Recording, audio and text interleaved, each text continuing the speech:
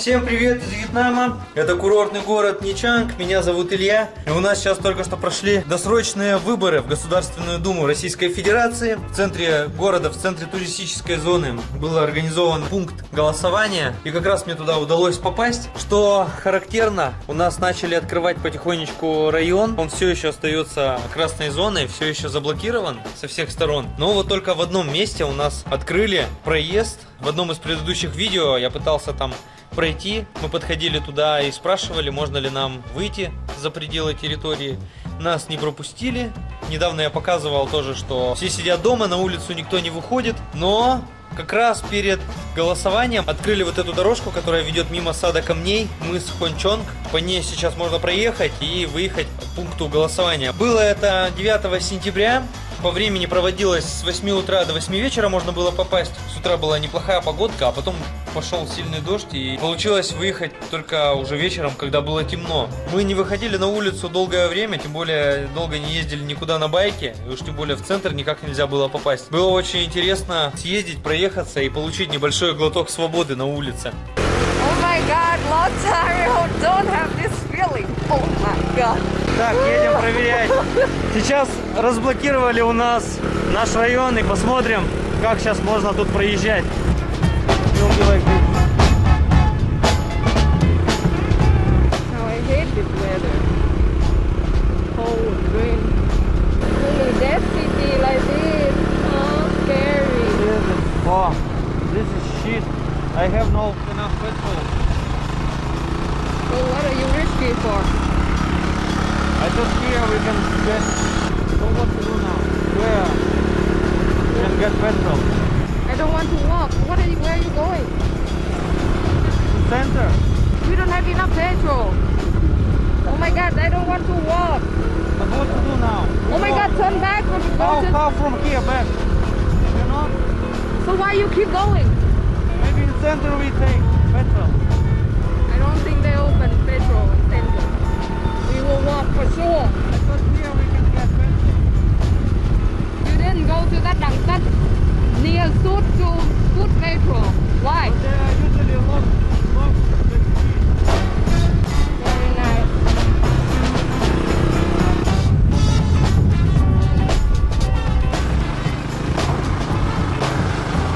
Заправляемся на 50 донгов. Да, бензин подорожал немножко. Now I can feel better. You want to buy one? Choco pie. Вот, друзья, мы сейчас находимся на третьей линии, в самом центре, где гуляли все туристы. Здесь очень сейчас темно, не все фонари работают, машин очень мало, практически не ездят. Несколько байков на дороге. Ну вот, первый глоточек свободы мы сегодня получили вечером. Очень неожиданно это было. Я просто уже думал никуда не ехать, но все-таки решил, что нужно проголосовать. Указано, что до 8 часов можно приезжать. Но тут все закрыто и никого нет. Зря приехали, что ли? Сейчас вообще как после зомби-апокалипсиса. Ну, начинает немножко что-то приоткрываться. Вот такая обстановочка в центре. Сколько я уже здесь не был. Это перекресток, где Green World. Вот Green World. Вот здесь всякие были заведения, бары, кафе.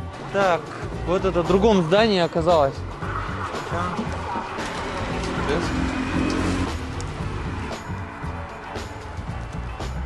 Вот тут вход сбоку. Здравствуйте. Отлично.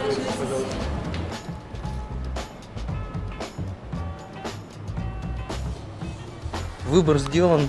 Возвращаемся домой. Сделали мне экспресс-тест, как вы видели, чтобы допустить до голосования.